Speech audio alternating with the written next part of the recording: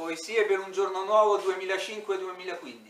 Non ho mai fatto parte del mainstream e questo, a mio modo di vedere, questo è il punto, è un valore, non è un disvalore, è una forza, non è un punto di debolezza, è un punto di forza. Io non ho mai scritto su un giornale, Corriere della Sera, Repubblica, Libero, non ho mai lavorato in televisione, non ho mai lavorato in una grande, tra virgolette, casa editrice, non ho mai, insomma, fatto parte di un sistema culturale che di fatto nega qualsiasi istanza di verità, di autenticità, quelle istanze che al contrario io ho sempre perseguito, magari all'inizio un po' confusamente, ma poi sempre più consapevolmente.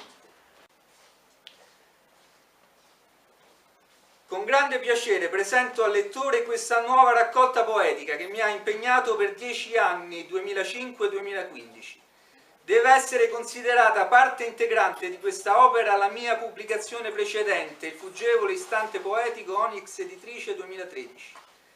Ho scritto queste poesie perché ne sentivo fortemente il desiderio, ne avvertivo la necessità, pur essendo tutte ben ancorate nel terreno della vita quotidiana, lavorativa, affettiva, economica, vorrebbero trascendere tale orizzonte, andare al di là.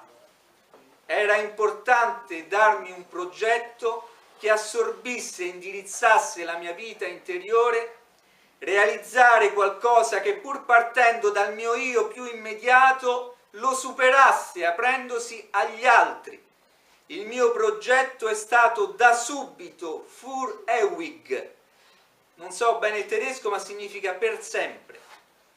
Forse perché sono anche scrittore di aforismi, ho scelto la forma breve, se non brevissima, quella a me più congeniale, e sempre irregolare. Infine, con queste poesie non ho puntellato le mie rovine, come diceva Eliot, non ho puntellato le mie rovine con questi versi, ma invece ho strutturato la mia coscienza. Buona lettura. Per voi quindi non è una lettura, in questo caso, ma ripeto è un ascolto in un'altra dimensione che è quello della voce, dell'oralità. Non mi stanco di ripetere questo concetto perché la poesia non nasce scritta, nasce orale, diventa scritta con l'invenzione della stampa, ma era orale per secoli e secoli. Poi anche per esempio il cinema, prima di essere sonoro, era muto. Se qualcuno se lo ricordasse sarebbe una buona cosa. Non è che le origini si devono per forza perdere, non sta scritto da nessuna parte. Allora in questo caso, in questa lettura, nel mio piccolo ovviamente ci mancherebbe, cerco proprio di recuperare queste origini, questo scopo ad alta voce. La poesia ha una dedica, è dedicata a una persona speciale che si chiama si chiama Barbara Narciso. Lascerò a voi la lettura di questa dedica quando avete il libro fra le mani. In copertina mi avvalgo di un bellissimo, secondo me, disegno, un ritratto ironico di un amico, Alfredo Troiano, che la particolarità è che è stato fatto su un biglietto dell'ATAC. È un ritratto che mi è piaciuto molto, Il poeta saltellante, un omaggio alla mia adolescenza. È l'adolescenza di tutti quelli che hanno passato con me l'adolescenza, ovviamente. Molti si sono persi per strada, insomma. Voglio essere un poeta saltellante che saltella tra i problemi della gente, con leggerezza, senza essere titubante per le angosce che assillano il presente. Saltellare, saltellare, saltellare, saltellare, saltellare, fermi tutti, fermi tutti.